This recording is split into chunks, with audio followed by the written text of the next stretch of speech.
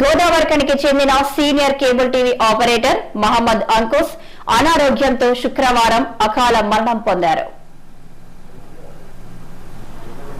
స్థానిక గణేష్ నగర్, మారుతినగర్, అడ్డగుంటపల్లి ప్రాంతాల్లో cable TV రంగాన్ని నిర్వహిస్తూ మారుతినగర్ లో నివాసం ఉంటున్న అంకుష్ గత కొంతకాలంగా అనారోగ్యంతో బాధపడుతున్నాడు. ఈ క్రమంలో శుక్రవారం తెల్లవారుజామున మృత్యు ఒడిలోకి చేరారు. అంకుష్ అకాల మరణం యావత్ కేబుల్ టీవీ ఆపరేటర్లను తీవ్ర దిగ్భ్రాంతికి గురిచేసింది.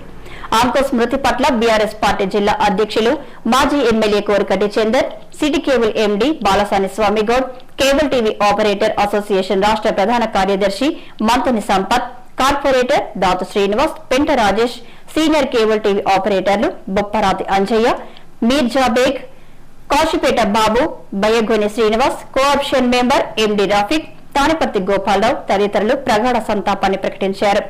అంకుష్ భౌతికాయాన్ని సందర్శించి నివాళులు అర్పించారు.